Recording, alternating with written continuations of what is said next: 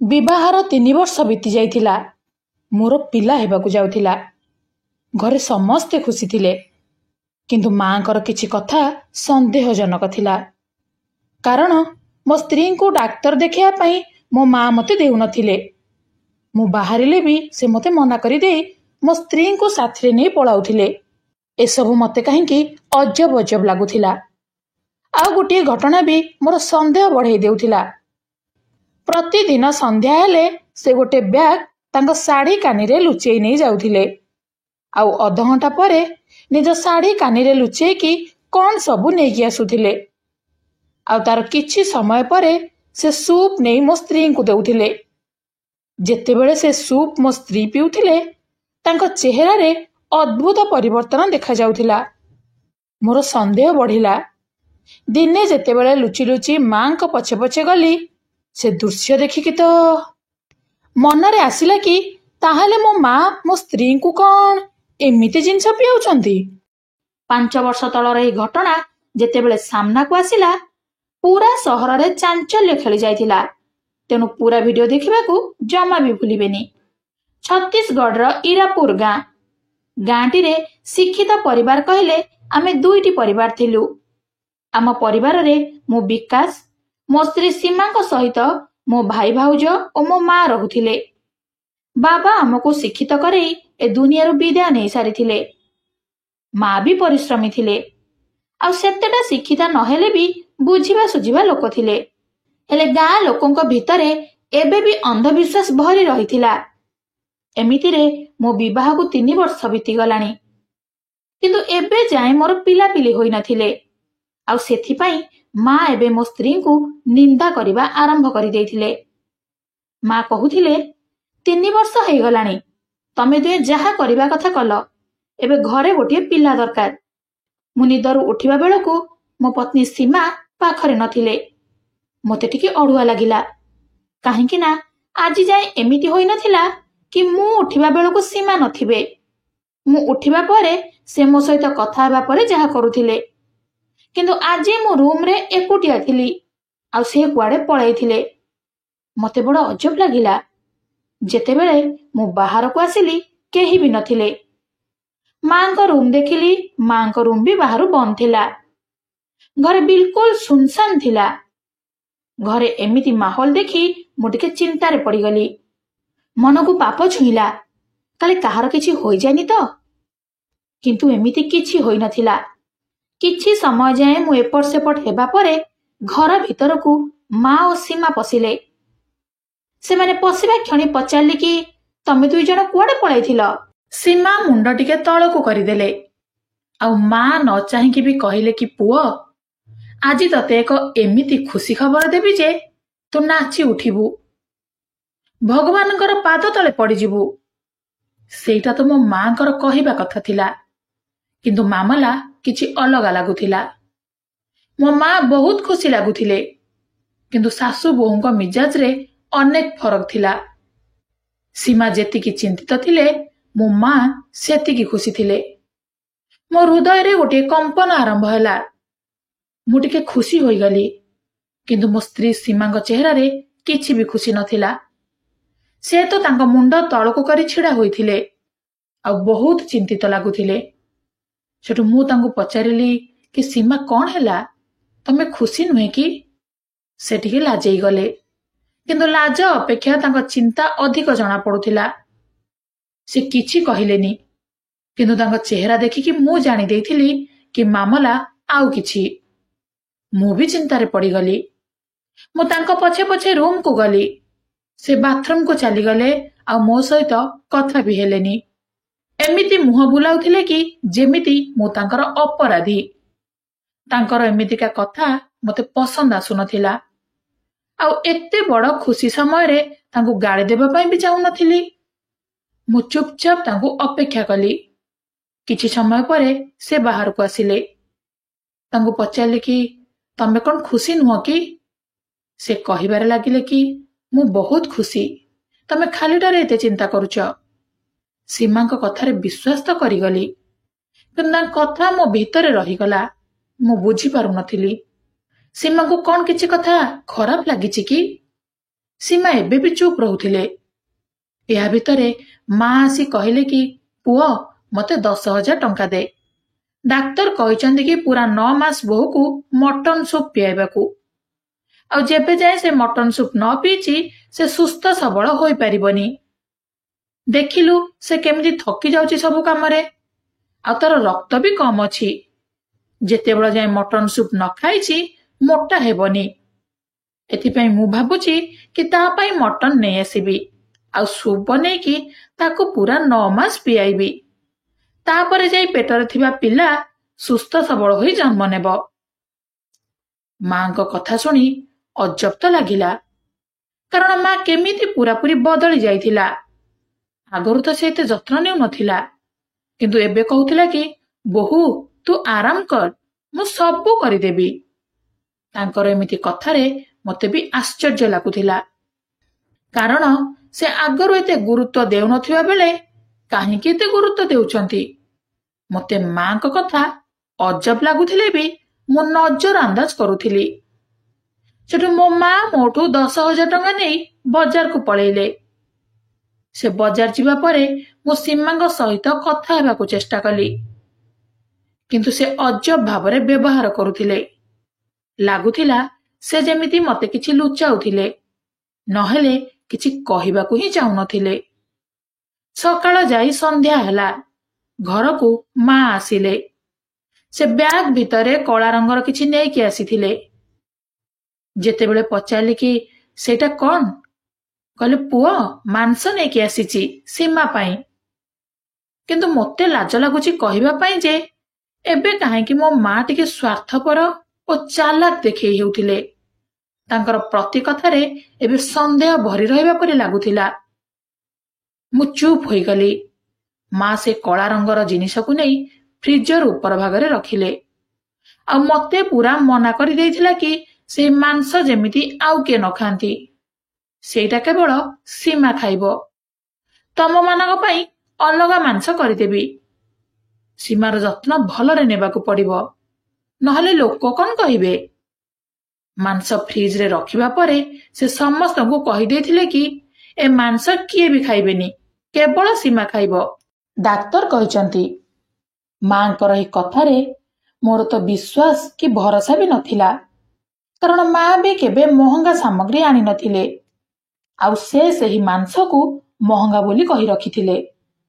ସେଦିନ ଏମିତି ବିତିଗଲା, କିନ୍ତୁ ପରଦିନ ଯେତେବେଳେ ସେ ମଟନ ସୁପ୍ ତିଆରି କଲେ ମୋର ସନ୍ଦେହ ବଢିଗଲା, କାରଣ ସେ ଏବେ ରୋଷେଇ ଘରକୁ ଯିବା ପାଇଁ ସମସ୍ତଙ୍କୁ ମନା କରିଦେଇଥିଲେ। ମତେ ପୁରାପୁରି ସନ୍ଦେହ ଲାଗିଲା। ତେବେ ସେସବୁକୁ ନଜରଅନ୍ଦାଜ କରିବା ପାଇଁ ବାଧ୍ୟ ହେଲି, କାରଣ ମୁଁ ଭାବୁଥିଲି କି ସେଗୁଡ଼ିକ ସେ ଆମ ଭଲ ପାଇଁ କରୁଛନ୍ତି। ମା ମଟନ ସୁପ୍ ତିଆରି କରି ଟେବୁଲ ଉପରେ ରଖିଦେଲେ, ଆଉ ସମସ୍ତଙ୍କୁ ଡାକିଲେ। କେଜାଣି କାହିଁକି ମତେ ସେ ମାଂସ ସୁପ୍ ବଡ ଅଜବ ଲାଗୁଥିଲା, ଆଉ ଘୃଣା ଲାଗୁଥିଲା। ମୁଁ ବି ମାଂସ ଖାଉଥିଲି, କିନ୍ତୁ ମା କରିଥିବା ମଟନ ସୁପ୍ ବଡ ଅଜବ ଲାଗୁଥିଲା। ସୀମା ବି ମାଙ୍କୁ ବୁଝେଇବାକୁ ଚେଷ୍ଟା କଲେ କି ମାଂସ ଖାଇବାକୁ ମୋ ମନ ହେଉନି, କିନ୍ତୁ ମା ଜିଦ୍ ଧରିଥିଲେ କି ଏ ସୁପ୍ ତତେ ପିଇବାକୁ ପଡିବ। ତୋ ପାଇଁ ମୁଁ ଏତେ କଷ୍ଟରେ ଆଣି କରିଛି। କଣ ହେଇଛି କେଜାଣି, ଆଜିକାଲିର ପିଲାଙ୍କୁ ଭଲ ଜିନିଷ ଖାଇବାକୁ ଖରାପ ଲାଗୁଛି, ଆଉ ଖରାପ ଜିନିଷ ଖାଇବାକୁ ଆଗ୍ରହ ଦେଖାଉଛନ୍ତି। ଆଉ ସେମିତି କଲେ ଦେହ ପାଇଁ ଖରାପ ବୋଲି କେବେ ବି ଭାବୁନାହାନ୍ତି। ମାଙ୍କର ଲମ୍ବା ଚଉଡା ଭାଷଣ ଶୁଣିବା ପରେ ବିଚାରୀ ସୀମା ନାକ ବନ୍ଦ କରି ସେ ସୁପ୍ ପିଇଦେଲେ। ତାଙ୍କ ମୁହଁ ଦେଖି ମତେ ଦୟା ଲାଗୁଥିଲା। ପିଇ ସାରିବା ପରେ ତାଙ୍କର ମୁଡ୍ ବଦଳିବାରେ ଲାଗିଲା, ଯେମିତି ରୁମ୍ ଭିତରକୁ ଯାଇଛନ୍ତି ମୁହଁ ପୁରା ରାଗରେ ଲାଲ ହୋଇଯାଇଥିଲା। ସୀମା କହିଲେ କି ଜଲ୍ଦି ମୋତେ ଡାକ୍ତରଙ୍କ ପାଖକୁ ନେଇ ଚାଲ। କାହିଁକି କେଜାଣି ମୋ ଦେହ ଭୀଷଣ ଖରାପ ଲାଗୁଛି, ପେଟ ପୁରା ଜଳୁଛି। ସୀମାଙ୍କ କଥା ଶୁଣି ମୋ ଚିନ୍ତା ବଢିଗଲା, କିନ୍ତୁ ବାହାରେ ଛିଡା ହୋଇ ମା ସବୁ ଶୁଣୁଥିଲେ। ସେ ଆସି ସୀମାକୁ ସାନ୍ତ୍ୱନା ଦେବା ସହିତ କହିଲେ କି କିଛି ହେବନି, ତୁ ଜମା ବ୍ୟସ୍ତ ହନା। ପ୍ରଥମେ ପ୍ରଥମେ ସେମିତି ଟିକେ ହେବ, ଆଉ କଥା କଥାରେ ଡାକ୍ତରଙ୍କ ପାଖକୁ ଯିବା ତ ତୋ ମନରେ ସେଇଟା ବସା ବାନ୍ଧି ରହିଯିବ। ତେଣୁ ବାସ୍ ତୁ ତ ଯତ୍ନ ନେ, ଆରାମ କର, କିଛି ଦିନ ଭିତରେ ସବୁ ଠିକ ହୋଇଯିବ। ଏସବୁ ଶୁଣି ମୋ ସ୍ତ୍ରୀ ପୁଣି ଚୁପ୍ ହୋଇଗଲେ, କାରଣ ସେ ନିଜେ ଯାଇ ଡାକ୍ତରଙ୍କୁ ଦେଖା କରିବା ସମ୍ଭବ ନଥିଲା। ମଣିଷ ବେଶୀ ଡେରି ଯାଏ ନିଜ ଶରୀରର କଷ୍ଟକୁ ବରଦାସ୍ତ କରିପାରେନି। ଏମିତି ସପ୍ତାହେ ବିତିଗଲା। ଆଉ ସୀମାର ଦେହ ଅଧିକ ଖରାପ ଲାଗୁଥିଲା। ଆଉ ତାଙ୍କୁ ଅଜବ ଅଜବ ଲାଗୁଥିଲା। ଏତେ କଷ୍ଟ ଲାଗୁଥିଲା ଯେ ବେଡ୍ରେ ଆରାମରେ ଶୋଇପାରୁନଥିଲେ। ବାରମ୍ବାର ମୋତେ କହୁଥିଲେ କି ଡାକ୍ତରଙ୍କ ପାଖକୁ ଯିବା। ଡାକ୍ତରଙ୍କ ପାଖକୁ ନ ଗଲେ ମୁଁ ମରିଯିବି। ହେ ଭଗବାନ, ତମକୁ ମୋର ଚିନ୍ତା ନାହିଁ ବୋଧେ? ତମେ ମୋ ସ୍ୱାମୀ ହୋଇ ମୋ କଥାରେ ବିଶ୍ୱାସ କରୁନ। ତମକୁ ସତରେ କ'ଣ ହୋଇଗଲା? ତାଙ୍କ କଥା ଶୁଣି ମୋ ଭିତରେ ତାଙ୍କ କଷ୍ଟ ଅନୁଭବ ହେଲା। ଆଉ ଡେରି ନ କରି ତାଙ୍କୁ ଗାଡ଼ିରେ ବସେଇ ଡାକ୍ତରଙ୍କ ପାଖକୁ ନେଇଗଲି। ମା ମୋତେ ବହୁତ ମନା କଲେ, କିନ୍ତୁ ମୁଁ ଶୁଣିଲିନି। ସୀମା ବହୁତ ଜୋରରେ ନିଶ୍ୱାସ ପ୍ରଶ୍ୱାସ ନେଉଥିଲେ। ଡାକ୍ତର ଦେଖିଲେ, ଆଉ ପରୀକ୍ଷା ପରେ ଜଣାପଡ଼ିଲା କି ସୀମାଙ୍କ ଡିପ୍ରେସନ ଓ ବିପି ବଢ଼ିଯାଇଛି। ଆଉ ସେଥିପାଇଁ ପେଟରେ ଥିବା ପିଲାକୁ ବି ଅସୁବିଧା ହୋଇପାରେ। ଆଉ ଗୋଟିଏ କଥା, ଡାକ୍ତର ଯାହା କହିଲେ ଶୁଣିକି ମୋର ଆଶ୍ଚର୍ଯ୍ୟର ସୀମା ରହିଲାନି। ଡାକ୍ତର କହିଲେ କି ରକ୍ତରେ ଚର୍ବି ବଢ଼ିଯାଇଛି, ଆଉ ସେଥିପାଇଁ କମ୍ ଚର୍ବିବାଲା ଖାଦ୍ୟ ଖାଇବା ଦରକାର, ଆଉ ଅଳ୍ପ ଅଳ୍ପ ଏକ୍ସରସାଇଜ ବି କରିବା ଆବଶ୍ୟକ। ଡାକ୍ତରଙ୍କ କଥା ଶୁଣି ମୋ ଚିନ୍ତା ବଢ଼ିଗଲା। କାହିଁକି ନା ସୀମା ପୁରା ସାଧା ସିଧା ଥିଲେ। ତାଙ୍କର କିଛି ବି ସମସ୍ୟା ନଥିଲା, କିନ୍ତୁ ତାଙ୍କ ରକ୍ତରେ କାହିଁକି ଚର୍ବି ବଢ଼ୁଥିଲା? ଏକଥା ବି ବିପଦଜନକ ଥିଲା। କାମ ସାରି ଘରକୁ ଫେରିଲୁ। ଆମକୁ ଦେଖି ମା ସାଙ୍ଗେ ସାଙ୍ଗେ କହିଲେ କି ଡାକ୍ତର ତମକୁ କ'ଣ କହିଲେ? ତମମାନଙ୍କର ଭଗବାନଙ୍କ ଉପରେ ବିଶ୍ୱାସ ନାହିଁ, ନିଜ ମା ଉପରେ ବି ବିଶ୍ୱାସ ନାହିଁ। ଏବେ ଦେଖ, ତମ ପିଲା ତମ ପାଇଁ ଠିକ୍ ସାବ୍ୟସ୍ତ ହେବନି। ତାକୁ ଏ ଦୁନିଆକୁ ତ ଆଣ ଆଗ। ଏବେ ବୁଝିପାରୁନ, ସେ ଆଗ ଆସୁ, ତାପରେ ବୁଝିପାରିବ କି ତମେମାନେ କେତେ ବଡ଼ ଭୁଲ କରୁଛ। ତମ ମା କଥା ଶୁଣୁନ। ଏମିତି କେତେ କ'ଣ କହି ଚାଲିଥିଲେ। ଆଉ ଆମେ ଜାଣିସାରିଥିଲୁ କି ମା ତ ଏବେ ଆମ ସହିତ ଏ ସପ୍ତାହ ସାରା କଥା ହେବନି। କାହିଁକି ନା ଯେବେ ବି ତାକୁ ଅଧିକ ରାଗ ଆସେ ସେ ଏମିତି ହିଁ କରନ୍ତି। ନିଜ ଖାଇବା ପିଇବା ବି ଅଲଗା କରିଦିଅନ୍ତି। ମାତ୍ର ଏଥରକ ତ ସବୁ କିଛି ଓଲଟା ଦେଖାଯାଉଥିଲା। ରାତି ହେବାରୁ ମା ପୁଣି ମଟନ ସୁପ୍ ନେଇକି ଆସିଲେ। ଆଉ ସୀମାକୁ ଦେଇ କହିଲେ କି ସୀମା, ସକାଳେ ମୁଁ ଟିକେ ରାଗି ଯାଇଥିଲି। ତୁ କଥା ଧରିବୁନି। ତୁ ତୋ ଯତ୍ନ ନେ, ତୋ ପିଲାର ଯତ୍ନ ନେ। ଆଉ ଆମେ କିଛି ବି ଏମିତି କରିବାନି ଯାହାକୁ ନେଇ ତୋ ଚିନ୍ତା ବଢ଼ିଯିବ। ମାଙ୍କର ବଦଳି ଯାଇଥିବା ରୂପ ଦେଖି ମୁଁ ବି ଆଶ୍ଚର୍ଯ୍ୟ ହୋଇଗଲି। ସେ ସମୟରେ ତ ତାଙ୍କୁ କିଛି କହିଲିନି, କିନ୍ତୁ ଏବେ ତାଙ୍କ ଉପରେ ସନ୍ଦେହ ବଢ଼ି ଯାଇଥିଲା। ମୁଁ ମୋ ମାଙ୍କର ପିଛା କରିବାରେ ଲାଗିଲି, ଆଉ ତାଙ୍କ ଉପରେ ନଜର ରଖିଲି। ଆଉ କିଛି ଦିନ ଭିତରେ ମୁଁ ଜାଣିସାରିଥିଲି କି ବହୁତ ସମୟ ସେ ଘର ବାହାରେ କାଟୁଛନ୍ତି। ଦୀର୍ଘ ସମୟ ଯାଏଁ ସେ ଘରୁ ଗାୟବ ହୋଇଯାଉଛନ୍ତି। ଆଉ ଏହି କଥା ମୋତେ ଆହୁରି ଆଶ୍ଚର୍ଯ୍ୟ କରିଦେଲା। ଦିନେ ସନ୍ଧ୍ୟା 7ଟା ହୋଇଥିଲା। ମା ସବୁବେଳେ ଏହି ସମୟରେ କୁଆଡ଼େ ପଳାଉଥିଲେ।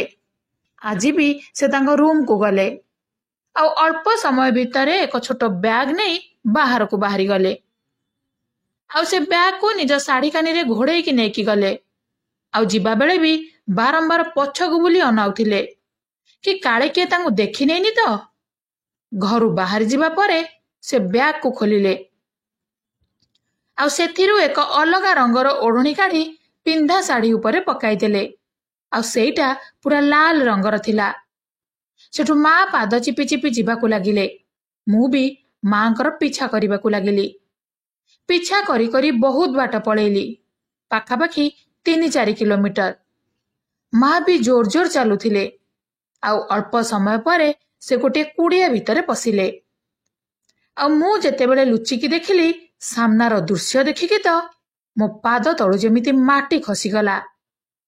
ସେ କୁଡ଼ିଆ ଭିତରେ ଗୋଟିଏ ଗଧ ପଡ଼ି ରହିଥିଲା, ଯାହାକୁ ବୋଧେ ଏବେ ଏବେ ବଳି ଦିଆଯାଇଥିଲା। ମା ସେଠାରେ ପହଞ୍ଚି ସେ ଲୋକକୁ ଡାକିଲା ଆଉ କହିଲା କି ଜଲ୍ଦି ମୋତେ 5 କେଜି ମାଂସ ଏ ବ୍ୟାଗରେ ରଖିଦିଅ। ସବୁ ମାଂସ ତ ନେଇପାରିବିନି, କିନ୍ତୁ ସବୁ ଟଙ୍କା ଦେଇକି ଯିବି, କାରଣ ମୋ ପାଇଁ ତମେ ତମ ଗଧକୁ ବଳି ପକେଇଲ। ସେଠୁ ସେ କହିଲା କି ଠିକ୍ ଅଛି, କିଛି କଥା ନାହିଁ। ପ୍ରଥମରୁ ତ ତମେ 2ଟି ଗଧର ଟଙ୍କା ସେମିତି ଦେଇଥିଲ, ତେଣୁ ତମ ପାଇଁ ଏତିକି ତ କରିପାରିବି। ତେଣୁ ତମେ ଆରାମରେ ନେଇକି ଯାଅ, ଆଉ ବାକି ମାଂସ ଚିନ୍ତା ଛାଡ଼ି ଦିଅ। ଯାଅ, ତମ ଲକ୍ଷ୍ୟରେ ସଫଳ ହୁଅ ଆଗ। ଆଉ ମା, ତମ ଉପରେ ମୋର ବିଶ୍ୱାସ ଅଛି। ମୁଁ ଏସବୁ ଦେଖିବା ବେଳକୁ ମୋ ପାଦ ଯେମିତି ଥରି ଉଠିଲା। ମା ଉପରେ ରାଗ ବି ଆସିଲା। ମୁଁ ସେ କୁଡ଼ିଏ ଭିତରକୁ ପଳେଇଲି, ଆଉ ରାଗରେ ବଡ଼ ପାଟିରେ ମାକୁ ଡାକ ପକେଇଲି। ମୋତେ ଦେଖି ମାର ରଙ୍ଗ ଯେମିତି ଫିକା ପଡ଼ିଗଲା। ତାଙ୍କ ମୁଣ୍ଡରେ ଯେମିତି ଆକାଶ ଛିଡ଼ି ପଡ଼ିଲା। ମୋତେ ଦେଖିକି ସେ ହଡ଼ବଡ଼େଇ ଗଲେ, ଆଉ ପଚାରିଲେ କି, ପୁଅ ତୁ ଏଠି? ସେ ନିଜକୁ ସମ୍ଭାଳୁଥିଲେ, ନିଜ ଡରକୁ ନିୟନ୍ତ୍ରଣ କରୁଥିଲେ।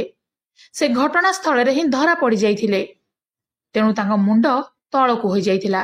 ସେଠୁ ସେ ଥର ଥର କଣ୍ଠରେ କହିଲେ କି, ପୁଅ, ମୁଁ ଏଠିକୁ ଗଧ ମାଂସ ଦେଖିବାକୁ ଆସିଥିଲି, ଆଉ ଆମ କୁକୁର ପାଇଁ ସେ ମାଂସ ନେବାକୁ ଆସିଥିଲି। ତୁ ତ ଜାଣିଛୁ କି ବଜାରରେ ମାଂସ କେତେ ମହଙ୍ଗା। ସେଠୁ ମୁଁ କହିଲି କି, ମା, ମୁଁ ସବୁ ଦେଖି ସାରିଛି, ଆଉ କାହାକୁ ଉଲ୍ଲୁ ବନେଇବୁ। ସେଠୁ ମା ଟିକେ ରାଗିଗଲେ, ଆଉ କହିଲେ, ତତେ କ'ଣ ଲାଗୁଛି ମୁଁ ତମମାନଙ୍କୁ ଛେଳି ମାଂସ ଖୁଆଇବି? ମୋ ମୁଣ୍ଡ ଖରାପ ହୋଇଯାଇଛି ବୋଧେ। ଏତେ ମହଙ୍ଗା ଜମାନାରେ ତୋ ସ୍ତ୍ରୀ ପାଇଁ ଏତେ ମହଙ୍ଗା ମାଂସ ଆଣିକି ଦେବି? ତୁ ଘର ଚଳାଇବା ପାଇଁ ଗୋଟିଏ ଟଙ୍କା ବି ଦଉନୁ। 10,000 ବି ତୋ ସ୍ତ୍ରୀ ନାଁରେ ଦେଲୁ। ଆଉ ଏଇ 10,000ରେ କ'ଣ ମୁଁ ତୋ ସ୍ତ୍ରୀ ପାଇଁ ମଟନ ଆଣିକି ଖୁଆଇଥାନ୍ତି? ଆଉ ସେଇଟା ବି ତୋ ସ୍ତ୍ରୀ ପାଇଁ?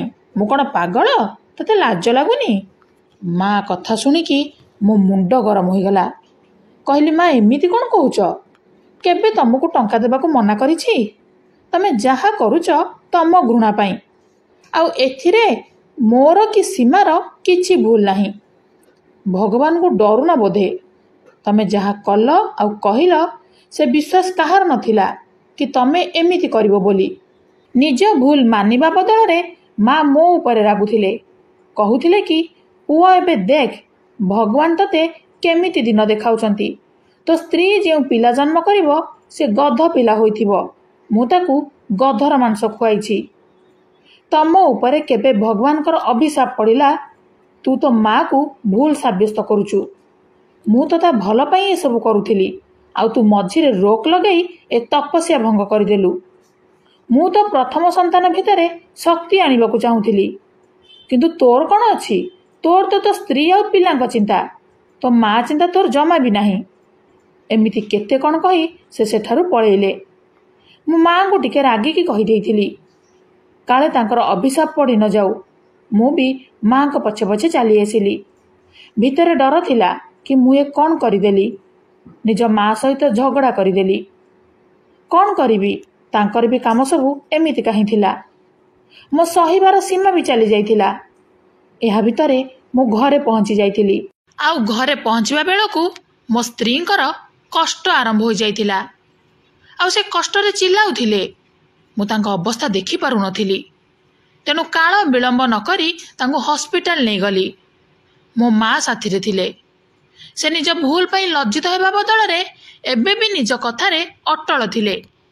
ମାଙ୍କୁ କହିଲେ କି, ମା, ଭଗବାନଙ୍କୁ ଡାକ। ସେ ରାଗରେ କହିଲେ କି, ତୁ ମୋ ତପସ୍ୟା ଭଙ୍ଗ କଲୁ, ତେଣୁ ଏବେ ପସ୍ତେଇବୁ। କାହାକୁ ମୁହଁ ଦେଖାଇ ପାରିବୁନି। ତୋର ଏମିତି ପିଲା ଜନ୍ମ ନେବ ଯେ ଦେଖିକି ଦୁନିଆ ଥରି ଉଠିବ।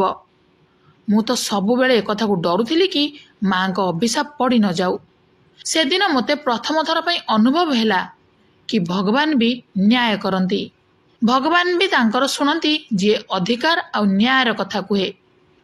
ମୋ ମା ସୀମାକୁ ଘୃଣା କରୁଥିଲେ, ସେଥିପାଇଁ ଗଧର ମାଂସ ଖୁଆଉଥିଲେ, ଆଉ ଏବେ ବୋଧେ ତମାସା ଦେଖିବାକୁ ଚାହୁଁଥିଲେ। ମାତ୍ର ଅଜବ କଥା ଥିଲା କି ଯେଉଁଦିନ ଆମର ପିଲା ହୋଇଥାନ୍ତା, ସେଦିନ ହସ୍ପିଟାଲରେ ମୋ ମା କାନ୍ଦକୁନ୍ଦି ଆରମ୍ଭ କରିଦେଇଥିଲେ। ସମସ୍ତେ ତାଙ୍କ ପାଖକୁ ଗଲା ବେଳକୁ ସେ ନିଜ ପାଦ ଧରି ବସିଥିଲେ। ତାଙ୍କୁ କିଛି ବିଷାକ୍ତ କୀଟ କାମୁଡ଼ି ଦେଇଥିଲା, ଆଉ ମାଙ୍କର ପୁରା ପାଦ ନୀଳ ପଡ଼ିଯାଇଥିଲା। ଏତେ ବିଷ ଥିଲା ଯେ ମୋ ମାଙ୍କର ପାଦ କାଟିବାକୁ ପଡ଼ିଲା, ନହେଲେ ତାଙ୍କ ଜୀବନ ପ୍ରତି ବିପଦ ମାଡ଼ି ବସିଥାନ୍ତା। ଭଗବାନ ନ୍ୟାୟ କରିଦେଲେ ବୋଧେ। ଯେଉଁ ପାଦ ଖରାପ ରାସ୍ତାକୁ ମୁହାଁଉଥିଲା, ଭଗବାନ ତାକୁ ଦଣ୍ଡ ଦେଇଦେଲେ ବୋଧେ। କିନ୍ତୁ ତଥାପି ମୋ ମାଙ୍କୁ ଚିନ୍ତା ନଥିଲା। ସେ କହୁଥିଲେ କି ଏସବୁ ତୋ ଖାମଖିଆଲି ପାଇଁ ହେଲା। କିନ୍ତୁ ମୁଁ ଭାବୁଥିଲି କି ସେ ଯେଉଁ ଛୋଟ ପିଲା ପଛରେ ପଡ଼ିଥିଲେ ସେଇଥିପାଇଁ ଏସବୁ ହେଲା ବୋଧେ। ସେ କାହିଁକି କେଜାଣି ନିଜକୁ ଶକ୍ତିଶାଳୀ କରିବା ପାଇଁ ଚାହୁଁଥିଲେ, ଆଉ ସେ ମୋ ପ୍ରଥମ ସନ୍ତାନକୁ ନଷ୍ଟ କରିଦେବାକୁ ଚାହୁଁଥିଲେ। ଆଉ ଏସବୁ ସେ କେଉଁ ଭଣ୍ଡ ବାବାଙ୍କ କଥାରେ ହିଁ କରୁଥିଲେ। ସେ ନିଜକୁ ଶକ୍ତିଶାଳୀ କରିବା ପାଇଁ ଭୁଲ ରାସ୍ତାରେ ପାଦ ଦେଇଥିଲେ। ମୋ ମା ଜଣେ ସାହସୀ ଆଉ ପରିଶ୍ରମୀ ମହିଳା ଥିଲେ, କିନ୍ତୁ ସତରେ ଯଦି ତାଙ୍କ ଅଭିଶାପ ପଡ଼ିଥାନ୍ତା ତାହେଲେ ତ ମୋ ପିଲା ବୋଧେ ବିକଳାଙ୍ଗ କି ଶାରୀରିକ ଅକ୍ଷମ ହୋଇ ଜନ୍ମ ହୋଇଥାନ୍ତା। କିନ୍ତୁ ମୋ ପିଲା ତ ବହୁତ ସୁନ୍ଦର ଆଉ ସ୍ୱାସ୍ଥ୍ୟବାନ ହୋଇ ଜନ୍ମ ନେଲା। ଆଉ ଯାହାକୁ ଦେଖି ଡାକ୍ତରଖାନାର ସବୁ ଡାକ୍ତର ବି ଆଶ୍ଚର୍ଯ୍ୟଚକିତ ହୋଇଯାଇଥିଲେ, କାରଣ ଗତ 1 ମାସ ଭିତରେ ଜନ୍ମ ହୋଇଥିବା ପିଲାଙ୍କ ଭିତରେ ମୋ ପିଲା ସବୁଠୁ ସୁନ୍ଦର ଆଉ ସ୍ୱାସ୍ଥ୍ୟବାନ ଥିଲା। ଭଗବାନଙ୍କର ଆଶୀର୍ବାଦ ଥିଲା କି ସେ ମୋ ପରିଶ୍ରମର ଫଳ ଦେଲେ। ଏତେ ସବୁ ହେବା ପରେ ବି ମୁଁ ମୋ ମାଙ୍କୁ ଭଲ ପାଉଥିଲି। ସେ ଭଲ ଥିଲେ, କିନ୍ତୁ ଭଣ୍ଡ ବାବାଙ୍କ ପ୍ରରୋଚନାରେ ପଡ଼ି ଭୁଲ ରାସ୍ତାରେ ପାଦ ଦେଇଥିଲେ। ଆଉ ଏବେ ବି ତାଙ୍କ ମୁଣ୍ଡ ଖରାପ ଥିଲା, ଆଉ ସେ ମୋତେ ଦୋଷୀ ବୋଲି ଭାବୁଥିଲେ। ଏବେ ଆପଣମାନେ କୁହନ୍ତୁ, ମୁଁ ମୋ ମାଙ୍କୁ କେମିତି ବୁଝେଇବି ଆଉ ତାଙ୍କ ମୁଣ୍ଡକୁ କେମିତି ଠିକ୍ କରିବି? ଏବେ ବି ତାଙ୍କୁ ଡର ଲାଗୁଛି, କାହିଁକି ନା ମୋ ପିଲାକୁ ସେ କିଛି କରି ନ ଦିଅନ୍ତୁ, କାରଣ ସେ ଏବେ ବି ସେ ଭଣ୍ଡ ବାବାଙ୍କ କଥାରେ ପରିଚାଳିତ ହେଉଥିଲେ। ଏବେ ଏହି ସ୍ଥିତିରେ ମୋତେ କ'ଣ କରିବା କଥା?